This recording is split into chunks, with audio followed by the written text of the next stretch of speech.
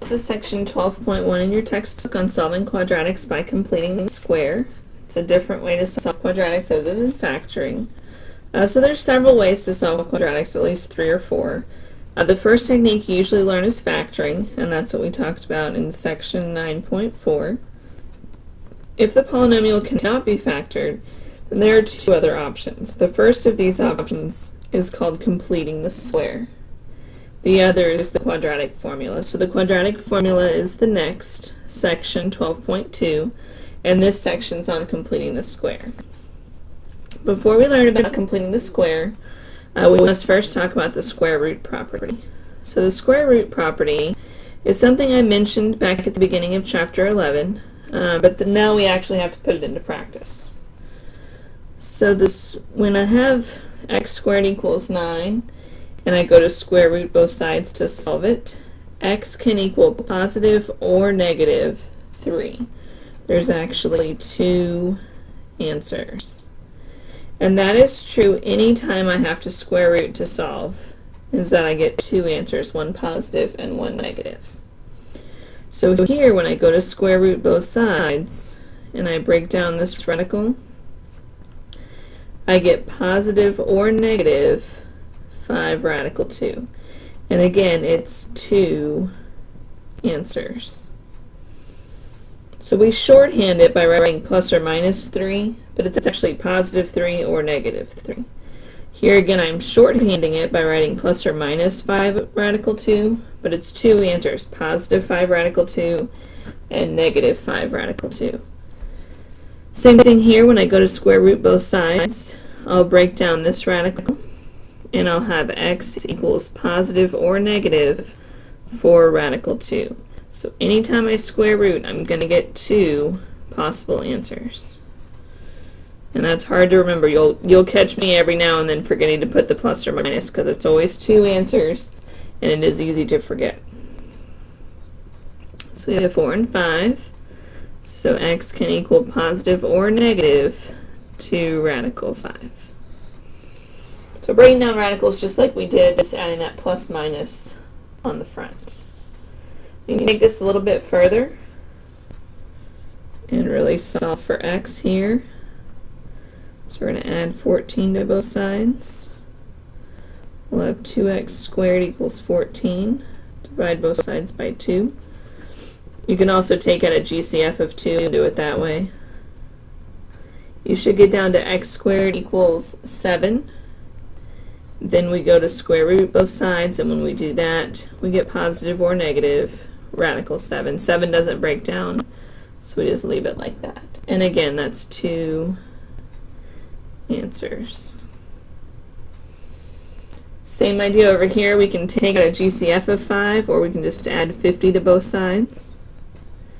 That's 5x squared equals 50. Divide both sides by 5. X squared equals 10. Take the square root. It does not break down, so your answer is positive or negative radical 10. 2 different answers. We can take that a step further. This is how you're going to see your answers for the next part of this. So this is how they're going to look. You have a squared on the outside, so we're going to square root both sides.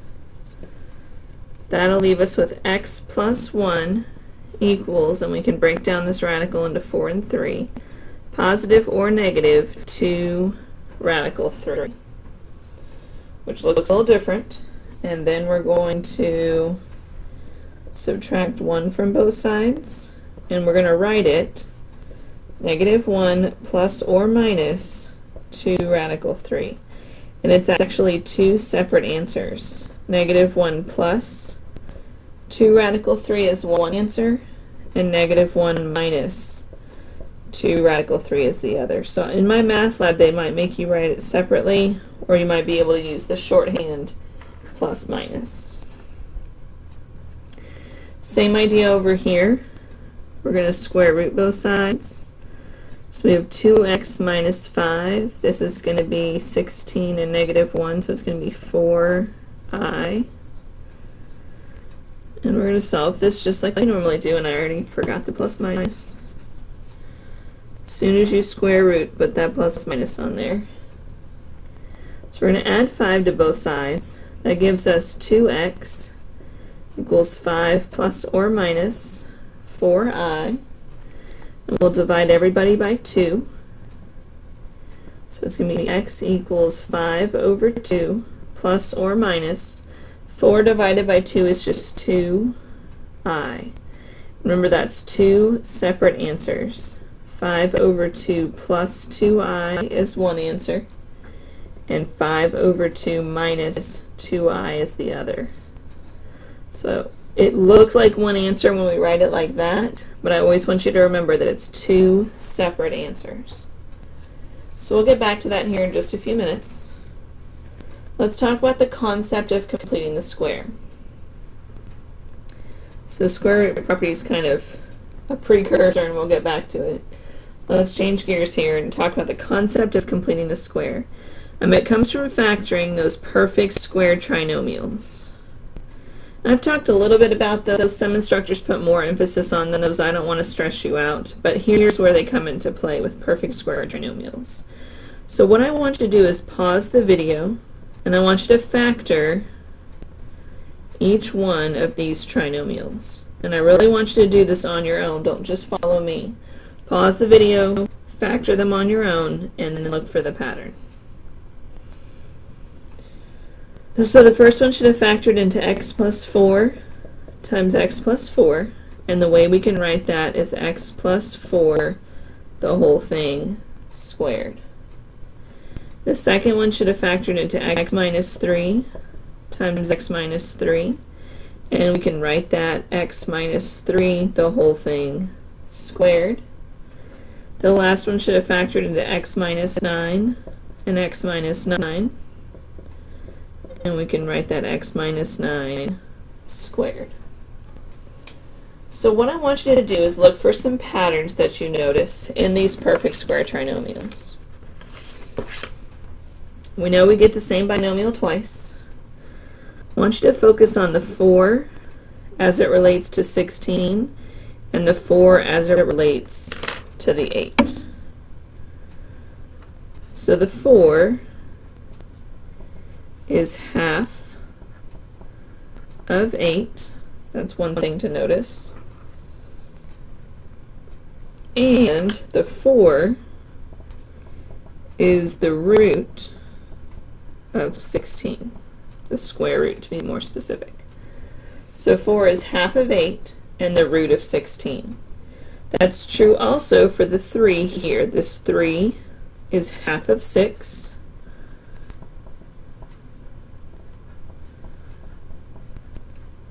And that same number 3 is the root of 9. So I just want you to see how that binomial relates to the original problem. And last one, the 9 is half of 18.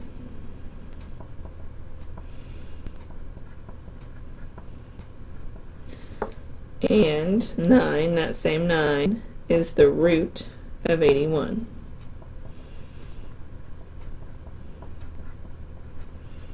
Square root to be more specific. And the last thing I want you to notice here, if you're looking for patterns, is that if the middle term is addition, the binomial is addition. If the middle term is subtraction, the binomial is subtraction. And here again, this one is subtraction, and this binomial is subtraction. Notice the last term is always positive in a perfect square. The first term is always just x squared. So lots of patterns to notice there. We're going to put all those patterns together to talk about the concept of completing the square and how that came to be. So back when they were thinking about all this stuff, they saw these patterns, and they saw these patterns, and they saw these patterns over and over and over again, and they came up with kind of a reverse way to make those patterns.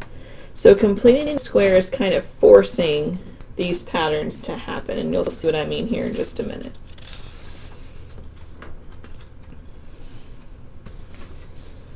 So what we're going to do is create perfect square trinomials by completing the square and then quickly factoring them. So we're not going to have to go through the whole factoring process for these. We can factor them very quickly, knowing that they're perfect square trinomials. So if I have x squared plus 10x plus something, and that box might not be big enough to write in, they were giving me trouble on the computer. So x squared plus 10x plus something to create a perfect square trinomial. Now remember, the number that goes here is half of the middle. So we should know that a 5 is going to go here. X always goes first, and if this is plus, then this is plus. The question is, what goes in this box that would make 5? Remember, 5 is the root of this number. So we need to square 5 for the number that goes in the box.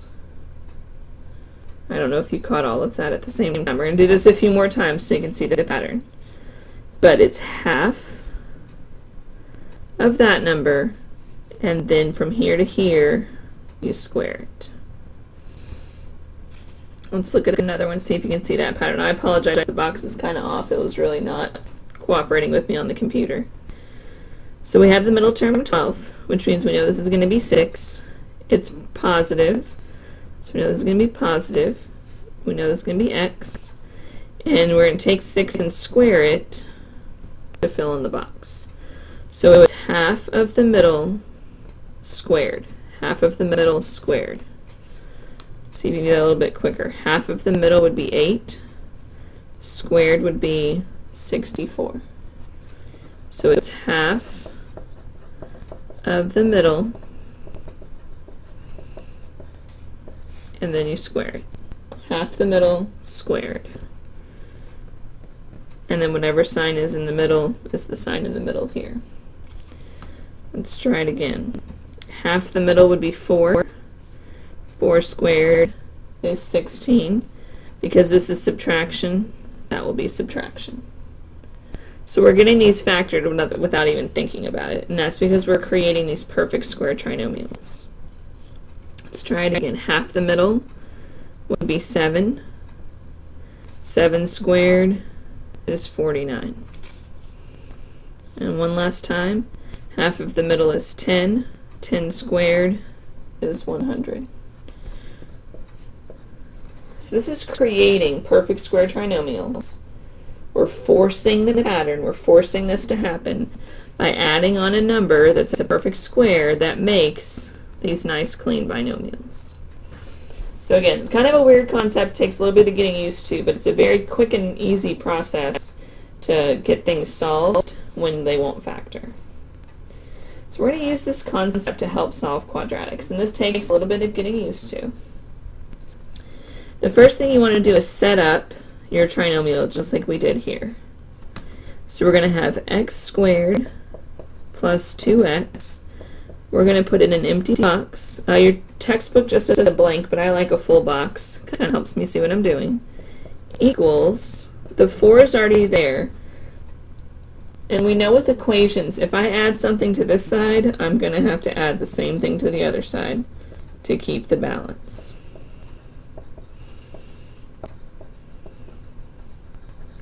Then the question is, what number goes in the box? So we're going to take half the middle, which would be 1, and we're going to square it, which would be 1. So we're going to add 1 to both sides.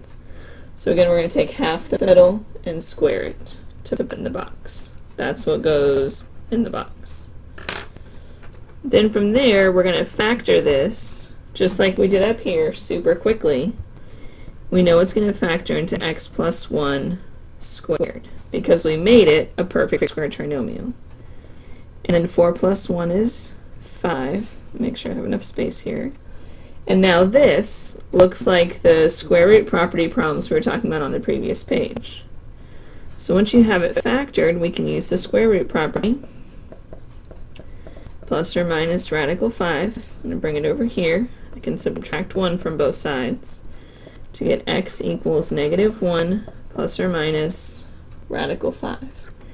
And remember, that's two answers, negative 1 plus radical 5 and negative 1 minus radical 5. So in my math lab, they might make you write it separately, or they might let you write it all together. But know that the plus and the minus gives you two answers. I encourage you to pause this video and try the next one on your own. The setup is x squared plus 4x plus this box equals the 3 that was already there, and now we have to add on the same thing to the other side to keep the equation balanced. So half of 4 is 2, and then 2 squared is 4. That's what goes in the box, half the middle squared. So if we add 4 to one side, we have to add 4 to the other side. Then we're going to factor our trinomial. It's really easy to do because we made it perfect. And 3 plus 4 is 7. And then we'll do our square root property. Bring that over here. X plus 2 equals positive or negative radical 7. Then we'll move the 2 for a final answer of x equals negative 2 plus or minus radical 7. And again, that's two answers, because almost all quadratics have two answers. Sometimes you have to move the constant out of the way, like on these last 4, and you might want to sheet of scratch paper for these. So if we have to move the constant out of the way, it's no big deal. We're going to add that 1 to the other side, and we'll set up our perfect square trinomial. So x squared minus 8x plus something equals 1 plus something. We'll fill in our box by taking half the middle, which would be 4, and squaring it, which would be 16. Means we'll add 16 to both sides. This factors into x minus 4 squared, which equals 17. We'll square root both sides, so x minus 4 equals positive or negative radical 17. Bring that over here. We'll go ahead and add 4 to both sides, so x equals 4 plus or minus radical 17. I apologize, I was trying to conserve paper here. Like I said, you might need some scratch paper because I didn't give you much space. Let's try that again. We're going to move that 7 out of the way. So we're going to have x squared minus 6x plus our box equals negative 7 plus box. We'll fill in our box. Half of 6 squared is 9. So half of 6 is 3, and 3 squared is 9. This is going to factor into x minus 3 squared. Negative 7 plus 9 is 2. Then we will use our square root property. So x minus 3 equals positive or negative radical 2. We'll add 3 to both sides, and your final answer will be 3 plus or minus radical 2. So that's how we write our answers: the whole number or integer plus or minus your radical value. Alright, a couple more times here. Let's move that constant out of the way. We're going to have x squared minus 2x plus something equals 2 plus something. Half of 2 is 1. 1 squared is 1. So we're going to add 1 to both sides. This factors into x minus 1 squared, and that adds to 3. Then we'll use our square root property. So x minus 1 equals plus or minus radical 3. Add 1 to both sides, so x equals 1 plus or minus radical 3. Alright, last but not least, move that 30 out of the way. That's x squared plus 20x plus something equals negative 30 plus the same number to keep it balanced. Half of 20 is 10. 10 squared is 100. So we're going to be adding 100 to both sides. This factors into x plus 10 squared. Negative 30 plus 100 is 70. Then we'll use our square root property, so x plus 10 equals positive or negative radical 70. If that radical can break down, go ahead and break it down. 70 does not, but if it ever does, you can break it down. Then we'll move the 10, so x equals negative 10 plus or minus radical 70. And again, that's two answers. We're just shorthanding it with plus minus. So that is using completing the square, creating that perfect square trinomial to help us get these answers to the quadratics because they do not factor.